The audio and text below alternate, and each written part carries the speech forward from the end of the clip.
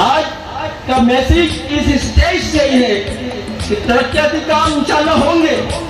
اور بہت سارے ہوں گے اللہ نے چاہا تو،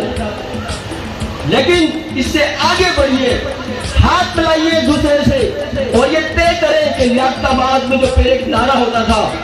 کہ پہلے گولی بعد میں بات، لیاقت آباد دفن کیجیے اس نعرے کو،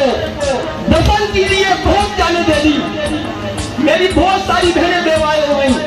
دفن کیجیے اس نعرے کو اور لگائیے آج سے نعرہ کہ پہلے محبت بعد میں بات،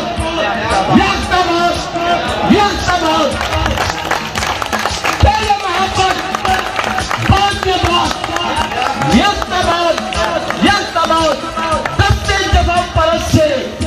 شمشیر چھین لو، دستے جفا پرست سے شمشیر چھین لو، جھوٹی جو اس کے پاس ہے توقیر چھین لو، مایوسیاں خدا کو بھی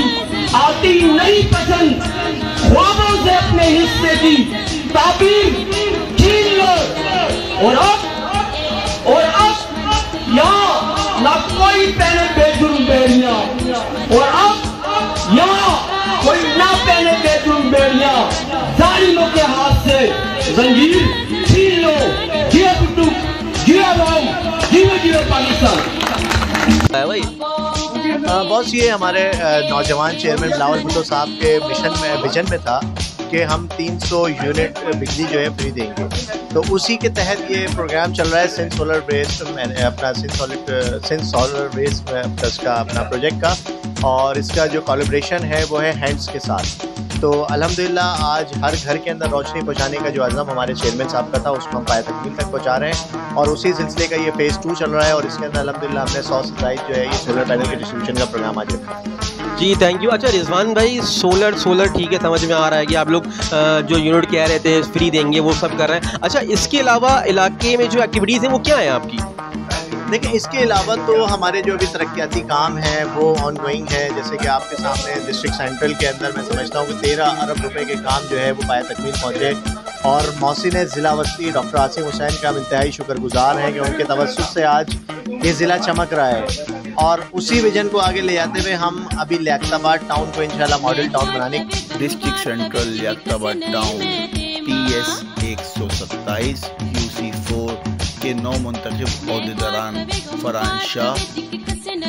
بلاول، کامران، فیضان اور تمام جتنے بھی پارٹی ورکران تھے، انہوں نے بھرپور کوششیں کی اور انہوں نے عوام کا دل جیت لیا۔ اس سلسلے میں عوام کا کہنا تھا کہ